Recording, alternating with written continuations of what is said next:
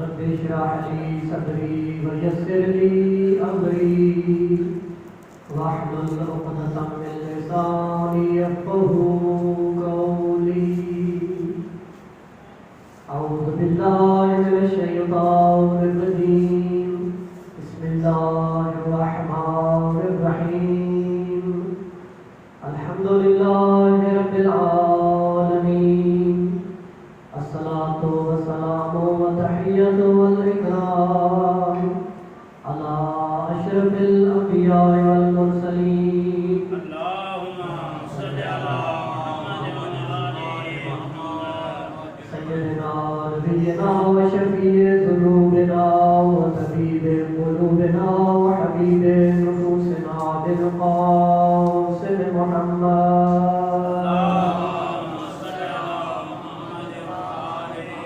وآله الطيبين الطاهرين المعصومين الذين أذهب الله عنهم الرجس وطهرهم تطهيرا.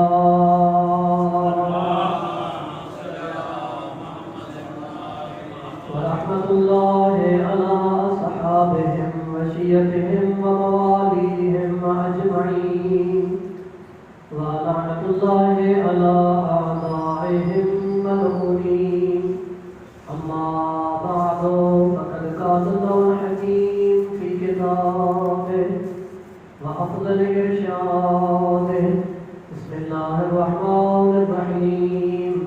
ويقول الذين كفروا لست مرسلا قل كفى بالله شهيدا بيني وبينكم ومن عنده علم الكتاب. السلام على الحسين وعلى علي بن الحسين وعلى أولاد الحسين وعلى أصحاب الحسين وعلى أخوات الحسين. اللهم زدنا في محبة الحسين. اللهم احشرنا في زمرة شيعة الحسين صلوات. نعرہ تکبیر، نعرہ تکبیر، نعرہ رسالت، نعرہ رسالت، نعرہ حیدری، نعرہ حیدری، صلوات محمد وآل محمد.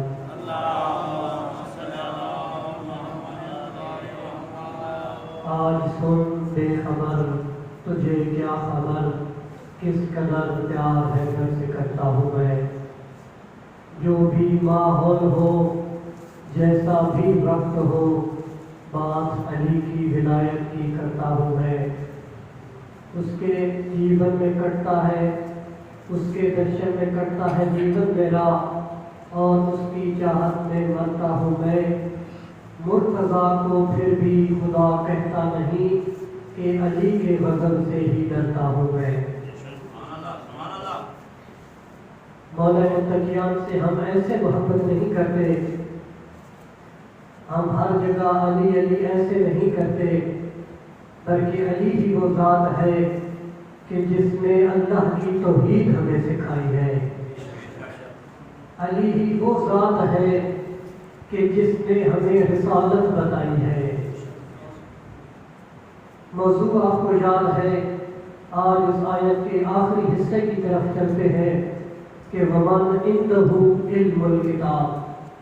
رسول کی رسالت کا پہلا گواہ اللہ، کہ جو اللہ کی گواہی قرآن کے ذریعے ثابت ہو چکی ہے، اور دوسرا گواہ وَمَنْ عِنْدَهُ عِلْمُ الْكِتَابِ.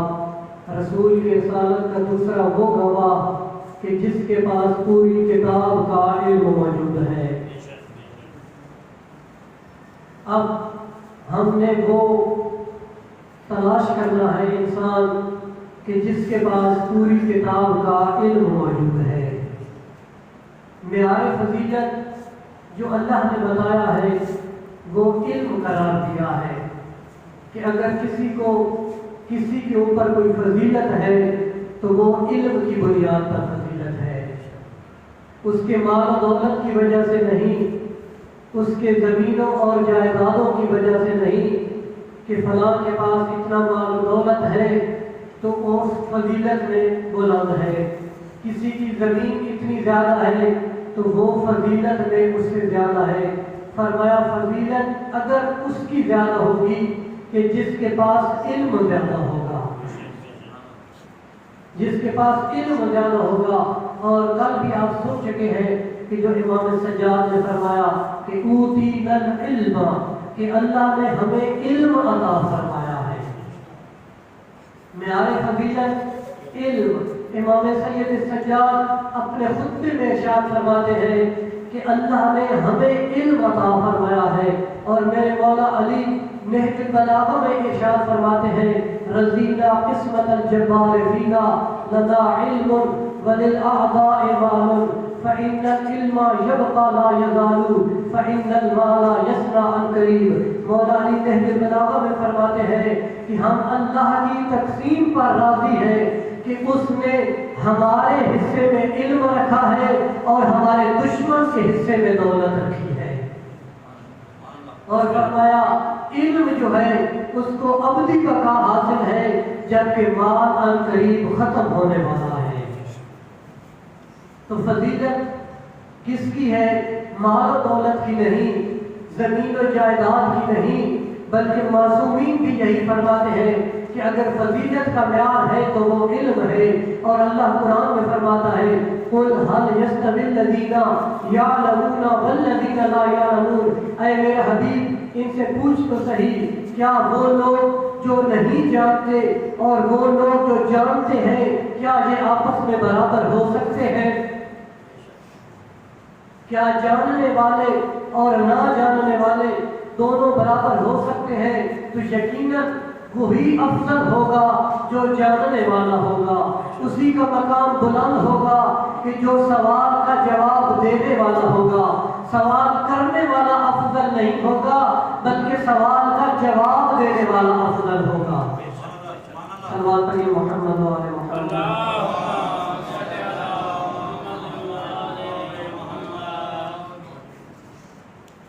کتابیں بھری پڑی ہے تاریخ کی، ہم اپنے بھائیوں سے کہتے ہیں کہ تم بھی اپنی کتابیں لے کر آؤ، ہم بھی اپنی کتابیں لے کر آتے ہیں۔ تم اپنی کتابیں اٹھا کر لے آؤ، ہم اپنی کتاب اٹھا کر لے آتے ہیں۔ تم ہماری نہیں اپنی کتابیں اٹھا کر لے آؤ، اور اپنی کتابوں میں سے یہ ہمیں دکھا دو کہ نبی کے گھر کا کوئی بچہ کسی اور کے دروازے پر سوال کرنے کے لیے گیا ہو تو ہم اس کو افضل مان لیں گے۔ لیکن اگر تمہاری ہی کتابیں یہ گواہی دیں گے کہ بڑے بڑے علی کے گھر پر سوال لے کر آئے ہیں تو پھر علی کو افضل ماننا پڑے گا۔ تاریخ میں یہ بات درج ہے تمام کتابوں میں، تاریخ کی کتابوں میں، کہ اہل بیت کا فرد کبھی بھی کسی اور دروازے پر سوال لے کر نہیں گیا، لیکن جو بڑے بڑے تھے وہ اہل بیت کے بچوں کے پاس بھی سوال لے کر آتے ہیں۔ تو پتہ چلا جو جواب دینے والے ہیں افضل وہ ہیں، جو سوال لے کر آ رہے ہیں مفضول وہ ہیں۔ وَمَنْ عِنْدَهُ عِلْمُ الْكِتَابِ، جس کے پاس پوری کتاب کا علم موجود ہے وہ بنے گا رسالت کا گواہ۔ تو ہم تو تاریخ میں اٹھا کر دیکھ رہے ہیں کہ اس گھر کا کوئی بچہ بھی کسی اور دروازے پر نہیں جاتا علم کا سوال کرنے کے لیے، تو پھر ماننا پڑے گا کہ جن کے پاس علم ہے وہ یہی اہل بیت کا گھرانہ ہے۔ بے شک بے شک عظمت اہل بیت صلوات۔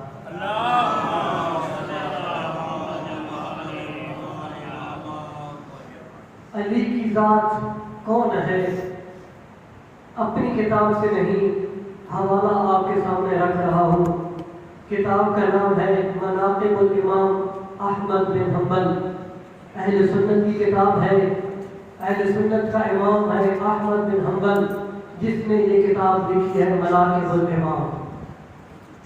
سلام پیش کرتا ہوں اہل سنت کے اس عقیدے کو کہ جنہوں نے اس عقیدے کو اپنی کتاب میں لکھا ہے، کیا لکھتا ہے وہ اپنی کتاب میں اس عقیدے کو کہ جس کو ہر شیعہ سلام کرنے کے لیے تیار ہے، وہ اپنی کتاب میں لکھتا ہے اور اس کا بیٹا ہے عبداللہ آ کر پوچھتا ہے کہ اے احمد بن حنبل میرے بابا، میں آپ سے، اس نے جب کہا تھا نا سفینہ نوح پڑی تھی، تو تب اس کے بیٹے نے پوچھا تھا کہ اے بابا جان مجھے بتا کہ علم کے لحاظ سے صحابیوں میں سب سے پہلا نمبر کس کا ہے، دوسرا نمبر کس کا ہے، تیسرا نمبر کس کا ہے، چوتھا نمبر کس کا ہے اور پانچواں نمبر کس کا ہے؟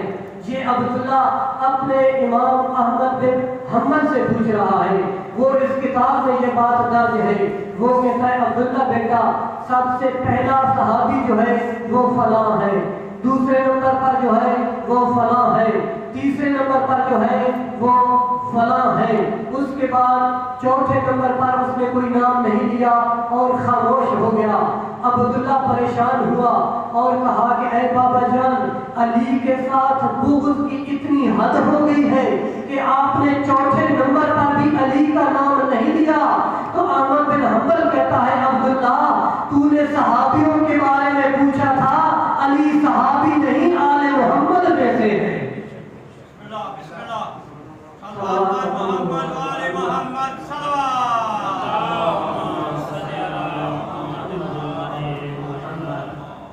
تو علی کا معیار احمد بن حنبل نے بھی بتا دیا ہے کہ علی کو صحابہ کے ساتھ نہ ملاؤ، علی کا معیار آل محمد میں سے ہے، صحابہ کے ساتھ علی کا کوئی مقابلہ نہیں ہے۔ صلوات علی محمد و آل محمد۔ اللہم صلی علی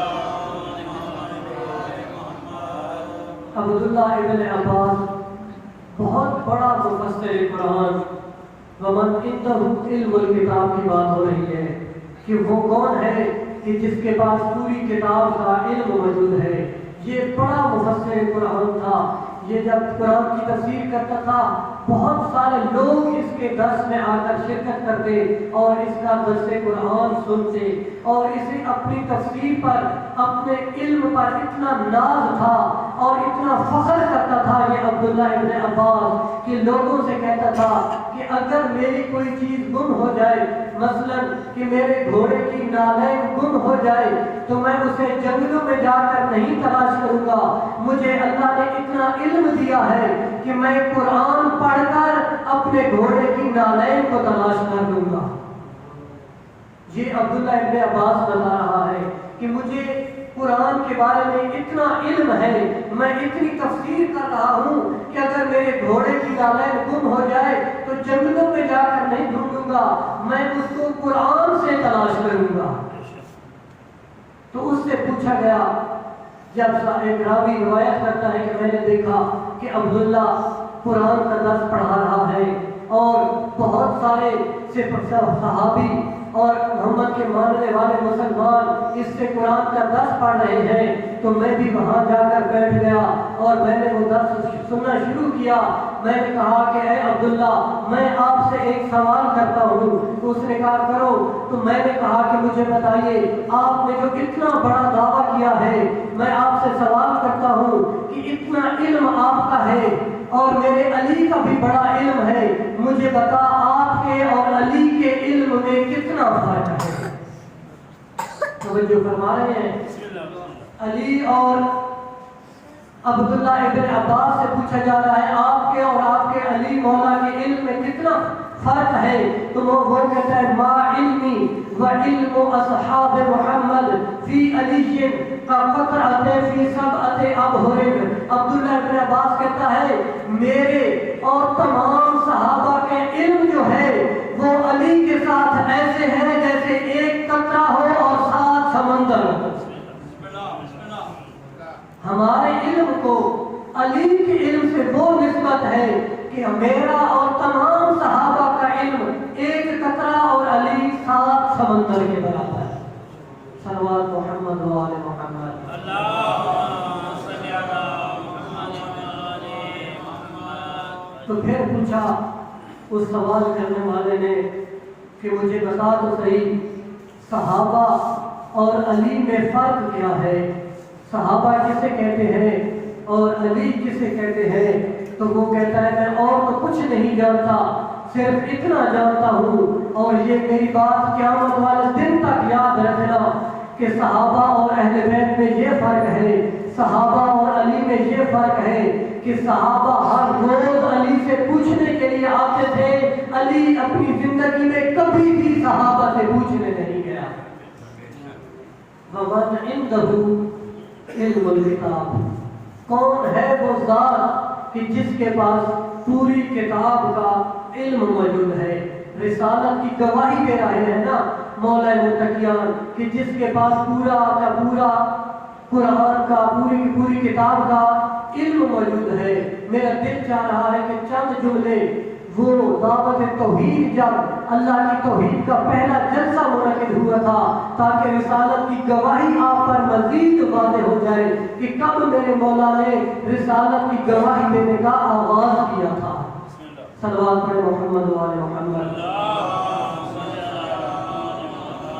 پورا واقعہ نہیں پڑھنا چاہتا، بس مختصر یہ کہنا چاہتا ہوں کہ گھر تھا ابو طالب کا، آمنہ کا لال منبر پر طلوع ہوا اور ایسے لگ رہا تھا جیسے کوئی 14ویں کا چاند چمک رہا ہو، اور آب وحی سے دھلی ہوئی زبان سے چشمہ فیض علم کا جاری تھا۔ سامنے بہت سارے لوگ بیٹھے ہوئے تھے۔ جب میرا نبی فرماتا ہے کہ بسم اللہ الرحمن الرحیم ایھا الناس، اے لوگو میں اللہ کی طرف سے بھیجا ہوا رسول ہوں، تو ایک سامنے سے اٹھ کر کہتا ہے ابو لہب اور ابو جہل، کہتا ہے کہ ہم نے تو آپ کو صادق مانا تھا، ہم نے تو آپ کو امین مانا تھا، یہ تو اب کون سے اللہ کی بات کر رہا ہے، تو اب کون سے اللہ کا رسول بن کر آ گیا ہے، ہم تو تیرے خدا کو مانتے ہی نہیں ہیں۔ رسالت کی گواہی، ہم تو تیرے خدا کو مانتے ہی نہیں ہیں۔ تو اس وقت میرے نبی نے فرمایا دوسرا جملہ کہ کون ہے جو مجھ محمد کی مدد کرے گا؟ تو اس وقت کسی نے سر نہیں اٹھایا۔ تاریخ کہتی ہے کہ 11 سال کا ایک بچہ تھا جس نے سب سے پہلے لبیک یا رسول اللہ کا نعرہ بلند کیا اور کہا کہ لبیک یا رسول اللہ، میں علی آپ کی ہر موقع ہر مشکل میں مدد کروں گا۔ فرمایا یا علی آپ بیٹھ جائیے۔ پھر دوسری مرتبہ کہا کہ کون ہے جو میری مدد کرے گا؟ پھر وہی بچہ اٹھا اور کہا لبیک یا رسول اللہ، آواز آئی علی بیٹھ جاؤ۔ پھر تیسری مرتبہ میرے نبی نے فرمایا تم میں سے کون ہے جو مجھ علی کی مدد کرے گا؟ پھر امیر کائنات اٹھے اور کہا لبیک یا رسول اللہ۔ اس وقت علی کو اپنے پاس بلایا اور کہا یا علی انت وصیّی و خلیفتی من بعدی، یا علی تو میرا وصی بھی ہے اور میرے بعد تو ہی ہے جو میرا خلیفہ ہے۔ صلوات پر محمد و آل محمد۔ تو رسول کی رسالت کا گواہ بن رہا ہے علی، اور علی آج وعدہ کر رہا ہے کہ اے میرا رسول، اے میرا آقا و سردار، میں علی آپ کی مدد کروں گا۔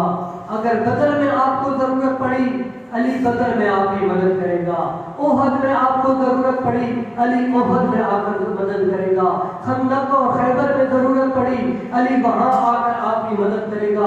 ساری زندگی علی نبی کی مدد کرتے رہے، علی بتاتے رہے اپنی مدد کروا کر، لیکن آج وقت آ گیا کہ جو علی ساری زندگی نبی کی مدد کرتے رہے آج نبی بھی علی کو منوا کر جائیں، تو پھر آ گیا وہ منظر، آ گیا وہ مقام، آ گئی وہ جگہ جب ساری زندگی نے علی نے نبی کی مدد کی، نبی کی آواز پر لبیک کہی، تو آج علی کو بتا رہے ہیں دنیا والوں کو وہ غدیر کا میدان تھا، کتنا خوبصورت میدان بنایا، پلانوں پہ پلان رکھا، اوپر نبی آیا، اس نے کل ایمان کا ہاتھ پکڑا اور فرمایا من کنت مولا ہو فہذا علی مولا، لوگوں جس کا میں مولا ہوں اس کے علی مولا۔ بسم اللہ سبحان اللہ، نعرہ حیدری، محمد و آل محمد، بلند تر صلوات۔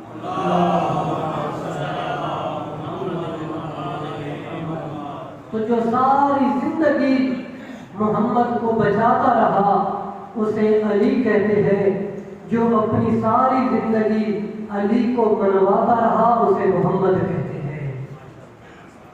وَمَنْ عِنْدَهُ عِلْمُ الْكِتَابِ، کون ہے وہ کہ جس کے پاس پوری کتاب کا علم موجود ہے؟ خدا کی قسم اٹھا کر کہتا ہوں، سلام کریں سب مل کر فاطمہ بنت اسد پر کہ اس بی بی نے کائنات کو وہ بیٹا عطا کیا ہے کہ جو نہ کسی اور ماں نے عطا نہیں کیا۔ وہ علی مسجد کوفہ میں منبر کوفہ پہ بیٹھ کر یہ کہتا تھا کہ سلونی سلونی قبل ان تفقدونی، اے لوگوں پوچھو پوچھو مجھ سے سوال کرو اس سے پہلے کہ علی تمہارے درمیان سے جدا ہو جائے۔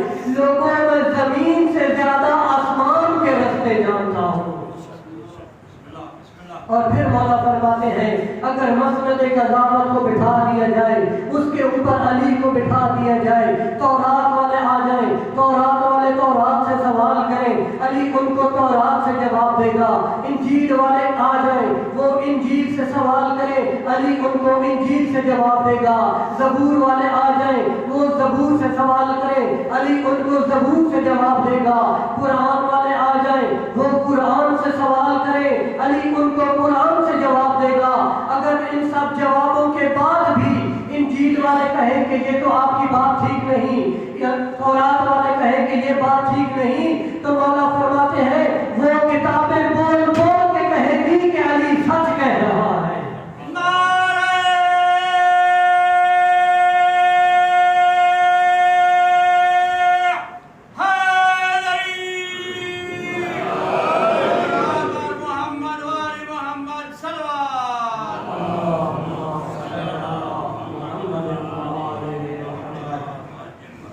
پوری کتاب کا علم جس کے پاس موجود ہے اسے علی کہتے ہیں۔ رسول کی رسالت کا پہلا گواہ اللہ کہ جس نے قرآن کے ذریعے گواہی دی، دوسرا گواہ رسول کی رسالت کا علی ہے۔ تو اب یقیناً قرآن کیونکہ قیامت والے دن کے لیے ہے، قرآن ہے لازوال معجزہ، اب رسول کی رسالت کا یہ جو قرآن گواہ ہے یہ تو بن گیا قیامت تک کے لیے۔ اب رسول کی رسالت تب بچتی ہے جب دوسرا گواہ بھی قیامت والے دن تک موجود رہے، اور اگر دوسرا گواہ قیامت تک موجود نہ رہے تو رسول کی رسالت نہیں بچ سکتی، اس کو گواہی کی ضرورت ہے۔ تو کوئی یہ نہ سمجھے کہ 21 رمضان کو علی جب پردے میں چلے گئے، علی اس دنیا سے رحلت فرما گئے تو رسول کی رسالت کا گواہ ختم ہو گیا، بلکہ قرآن میں مصداق علی نہیں تھا، بلکہ قرآن میں تھا وَمَنْ عِنْدَهُ علم الکتاب، رسول کی رسالت کا وہ گواہ جس کے پاس پوری کتاب کا علم موجود ہے۔ علی جب پردے میں جانے لگے تو فرمایا اب اس کتاب کا گواہ حسن ہوگا، جب حسن جانے لگے فرمایا اس کتاب کا گواہ اب حسین ہوگا، جب حسین جانے لگے فرمایا زین العابدین، زین العابدین کے بعد محمد باقر، محمد باقر کے بعد جعفر صادق، جعفر صادق کے بعد موسیٰ کاظم، موسیٰ کاظم کے بعد علی رضا، علی رضا کے بعد محمد تقی، محمد تقی کے بعد علی نقی، علی نقی کے بعد حسن عسکری، اور حسن عسکری کے بعد جب تک قرآن باقی ہے زہرا کا لال مہدی باقی ہے کہ جس کے صدقے میں زمین بھی باقی، جس کے صدقے میں آسمان بھی باقی، جس کے صدقے میں بارشیں بھی برس رہی ہیں، جس کے صدقے میں رزق روزی بھی مل رہی ہے۔ تو اللہ رسول کی رسالت کا پہلا گواہ قرآن، اور رسول کی رسالت کا قیامت والے دن تک گواہ امام زمانہ علیہ السلام۔ صلوات پر محمد و آل محمد صلوات۔ اللہم صلی علی محمد۔ تشریف لا چکے ہیں، بس آپ کی زحمتوں کو تمام کرتا ہوں۔ تو پتہ چل گیا وَمَنْ عِنْدَهُ علم الکتاب، رسول کی رسالت کا وہ گواہ کہ جس کے پاس پوری کتاب کا علم موجود ہے، اور آج اگر کسی کے پاس پوری کتاب کا علم موجود ہے تو پردے میں امام زمان کے پاس موجود ہے۔ کوئی یہ سوال کر سکتا ہے کہ جب امام زمان پردے میں ہے تو وہ دنیا والوں کو فائدہ کیسے پہنچا رہے ہیں، ان کی ہدایت کا سبب کیسے بن رہے ہیں؟ تو معصومین سے جب پوچھا گیا کہ آپ کے جب پردے غیبت میں ہوں گے تو دنیا والوں کو کیسے ہدایت کا فائدہ پہنچائیں گے؟ تو معصوم فرماتے ہیں جب سورج بادلوں میں چلا جاتا ہے تو مجھے بتاؤ تمہیں سورج نظر آتا ہے یا نہیں؟ تو کہا بادلوں میں جب چھپ جاتا ہے تو سورج نظر نہیں آتا۔ کہا سورج نظر نہیں آتا، کیا اس کی روشنی زمین پر آتی ہے یا نہیں؟ کہا روشنی تو آتی ہے۔ کہا سورج پردوں میں بادلوں میں چھپ کر روشنی زمین والوں کو دے سکتا ہے تو امام زمانہ پردے غیبت میں رہ کر ہدایت نہیں کر سکتے؟ تو امام زمانہ پر یقین رکھیں، اور شیعہ تو ہے بھی وہی الذین یؤمنون بالغیب کہ جس نے اللہ کو بھی، اللہ پر بھی ایمان رکھا ہے۔ اللہ غیب ہے، اللہ کو دیکھا نہیں، رسول کو دیکھا نہیں، جبرائیل کو دیکھا نہیں، لیکن ان پر ایمان ہے۔ امام زمانہ بھی پردے غیبت میں بیٹھ کر ہدایت کا سبب بن رہے ہیں۔ بس آخری جملہ، اب بھی اگر کسی کو یقین نہ آئے تو اس سے یہ کہہ دینا کہ تم شیطان کو تو مانتے ہو اور یہ بھی کہتے ہو کہ شیطان ہر وقت انسان کو گمراہ کرنے کی کوشش کر رہا ہے، تو ارے شیطان ایک اگر چھپ کر تمہیں گمراہ کر سکتا ہے تو اللہ کا بنایا ہوا امام زمانہ پردے غیبت میں رہ کر تمہاری ہدایت نہیں کر سکتا؟ تو رسول کی رسالت کا گواہ ہے امام زمان۔ اجرکم علی اللہ تعالی۔ آج محرم ہو چکی ہے، 7 محرم سے امام حسین کے اس خاندان کا پانی بند ہو گیا ہے۔ عزادارو، آپ 10 محرم کے بعد اپنے گھروں کو چلے جائیں گے نا کہ ہمارا محرم ختم ہو گیا ہے۔ علی کی بیٹیاں 10 محرم کے بعد اپنے بیٹوں کی لاشوں کے پاس سے گزرے گی۔ اجرکم اللہ عزادارو، جب 11 محرم کو یہ بیٹیاں لاشوں کے پاس سے گزر رہی ہوگی نا تو ہاتھ پھنسے گردن بندھے ہوئی ہوں گی۔ اکبر کی ماں اکبر کی لاش کے پاس سے گزر رہی ہوگی، قاسم کی ماں قاسم کی لاش کے پاس سے گزر رہی ہوگی۔ عزادارو، ہر بیوی اپنی اولاد کو چھوڑ کر گزر رہی ہوگی، جناب عالیہ امام حسین کو چھوڑ کر گزر رہی ہوگی۔